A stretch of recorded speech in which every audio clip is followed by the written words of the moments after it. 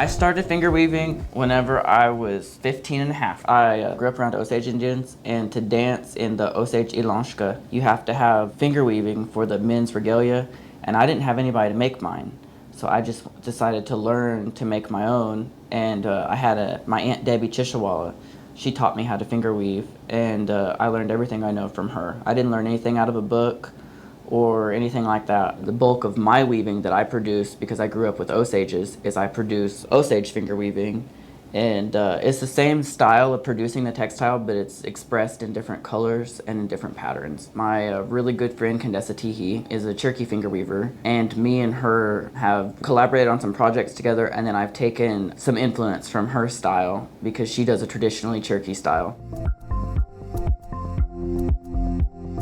Historically, women were the weavers and the artisans, and men had a much more like industrious outside role. I don't let that slow me down at all. I come from a long line of strong Cherokee women, and I just feel like I'm carrying on their legacy through my work. And times have changed, and so if we don't allow ourselves to change with time, we'll be erased. And I think that it's important that if you have the ability, that you try to perpetuate whatever you can do.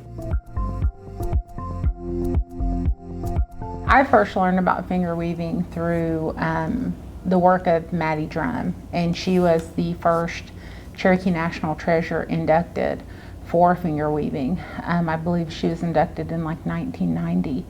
And it wasn't until years later that I kind of started trying to research finger weaving, and that kind of leads you a little bit down a rabbit hole about Cherokee textiles from what I've seen, and there may be finger weaving that goes back earlier, but I have seen in an exhibit, and this was an exhibit that was done through Cherokee Nation, some Cherokee pieces from, I believe it was a museum in Aberdeen, Scotland, and they are either early 18th century, possibly late 17th century pieces, and they're finger woven pieces. They, at least to my eye, use two different styles of weaving. One appears to be completely made of either open face weaving or oblique weaving. It appears that the finger woven belts were primarily worn by men, and they doubled around the waist. And as to why it was really only men wearing the belts, I've seen some theories on that. I have a theory, and that theory was that men used them as tump lines to carry burdens over distances. I've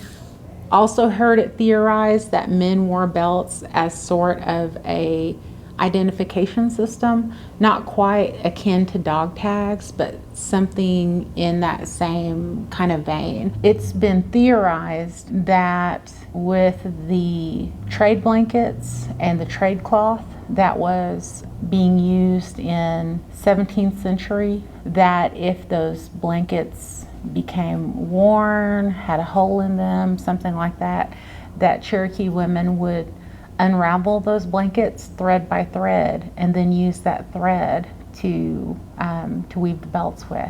So the process through which you accomplish that would be incredibly labor intensive. Once we see Cherokee women start incorporating more readily available fibers, you're seeing things like spinning wheels becoming available, where Cherokee women are more easily able to create and produce fibers for the creation of textiles. So it's not really limited only to belts. It also does begin to hinge on other forms of textiles as well. So modern day finger weaving, you typically see a handful of designs in the warp face finger weaving style. There is a diagonal weave, which some people might call barber pole. There's also a chevron design, which kind of looks like V's. Once you've kind of mastered those, you can move on to a lightning design, which involves the interlocking of threads, to a double lightning design. The one that seems to be most challenging for weavers as they're starting out is the arrowhead design. But once you've kind of gotten the arrowhead design down, then you can do, I think, just about anything. In modern day, men and women both wear finger woven belts, and you also see finger weaving moving into things like jewelry. While the belts are beautiful, it's not really something that is everyday wear anymore. So you want to create things that, one, that you want to wear every day, and two, that hopefully other people also want to wear every day. And so that's going to mean that the art form itself really evolves, adapts, and grows, which is really exciting. I really want to promote any young finger weavers that I know.